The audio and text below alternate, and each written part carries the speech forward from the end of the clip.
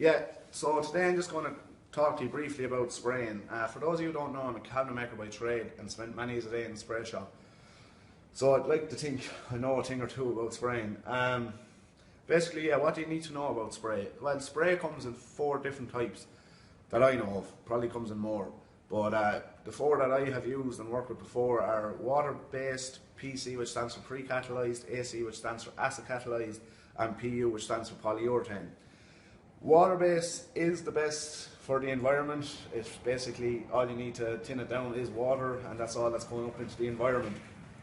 So, but the only thing I will say about water-based is it's not really suitable for MDF because it tends to raise the fibres in the MDF and can make it a bit harder to get a good quality finish. So you kind of want to be looking at the latter 3.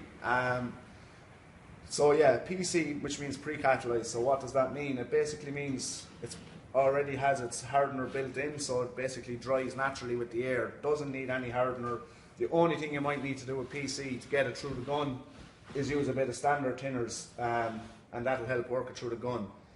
Now, the key thing to note about PC is you have to spray it in good, dry, high temperature conditions and with no humidity in the air, because it can do what we call in the industry bloom, which basically means if there's moisture in the air, it reacts badly with it and it goes to kind of a rainbowy kind of white colour and doesn't give a high quality finish. So as I said, ideally you'd want to be spraying in a well insulated, good dry room with no humidity. But for the purpose of this video, I'm in my big workshop because there's better lighting here. I'm going to talk to you about spraying it in here. So there is other things you can do. So the other thing that you can do is you can use this stuff called retard thinners. Basically, if you put in a cap full of that into a half-litre cup, which is standard on a spray gun, it helps prevent any moisture getting in, and basically it'll give you a good quality finish. The only thing with using this retard thinner is it slows down the drying process immensely. So yeah, the reason why I'm showing you PC is because it's basically an entry type level of spray. You can't really go too far wrong with PC. You can put as many coats of PC on top of many coats of PC. Whilst with AC and polyurethane, there's a lot more you need to know about it, and I'm not going to boggle your minds with the exact details about it, but I will just give you a brief rundown of what the differences of AC and PC are. AC is acid catalyzed, which means you need to add in an acid, and that's mixed at a ratio of 10:1. Again, it's better for drying in, say, less suitable conditions. And then PU, which I find is the best quality of all and dries in any kind of conditions and gives you the best kind of finish, is mixed at a ratio of 2:1. The only thing about PU is it's a good bit more expensive and it's not very environmentally friendly. So yeah, the key things to note about when you're working with these types of sprays, these are solvent based sprays. So as you can see here on the thinners can, and not so well on the spray can, but basically they both apply to one and to the other. Harmful to the environment, which means that basically if you get that in the water course, it's not very good. Causes respiratory problems. I actually know a fella that got pleurisy from spraying, which is basically a fluid on the lungs. It's highly flammable, and there's other issues with it. So basically, the main key point to note about when you're spraying is, as I said here, respiratory, and be safe when you dispose of your waste thinners and stuff. Basically, yeah, this is the type of mask I use. It's a 3M half face mask, and it's brand new, only out of package yesterday, and I've done a little bit of cleaning here in the workshop, and I just want to show you. So basically, yeah, there's a microfiber filter here. That's basically one day's cleaning in the workshop, and as you can see, what's already just built up on the outside filter, which could have went into my lungs if I wasn't wearing it. So yeah, these are about €40, and they're well worth the investment. The filters are interchangeable, so once you buy the mask, you can just change the filters afterwards. You just put the mask into the dishwasher and give it a quick wash. Simply put them on like this, and you can tighten up using the straps, and you're way to go. By right, you should be clean shaven for this. Yeah, so now that I've discussed the different types of spray, I'm going to talk about this particular primer.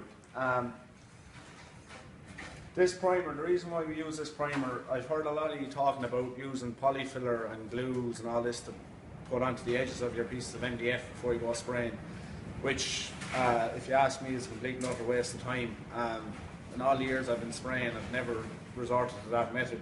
We use this stuff here, which is the Sherwin-Williams spray. Basically, what's so good about this primer is it already has the fillers built into it, and if you just look at the end of the stick there, you can see from stirring the can that I'm picking up some of the fillers. So what you need to do is just give it a good shake. I've shaken this already and stirred it already, so there isn't much left to do. Just give it a good twirl, and you can see then that's rolling off the stick nicely. So then, yeah, you move it into your cup. You have your half-litre cup here, and then basically you just tip in the amount that you need. So as you can see here, I just have a bit of paper towel down as it can get very messy. So yeah, just tip in the amount that you need.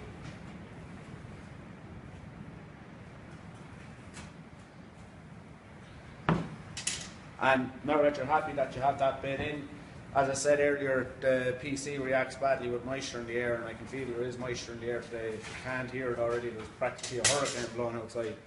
But yeah, so I'm going to add in some of this retard thinners. So as I said, you only really need a capful, but you can just look at me, I'm just going to add in a small bit. So yeah, add in that. Now, generally with this primer, as I said, it has fillers built into it. So it is quite thick, and it can be very hard to get through your pipeline and the gun for this. So basically, that small bit of retard thinners won't thin it down enough, so you can add in some of your standard thinners. So I'll just do that there now.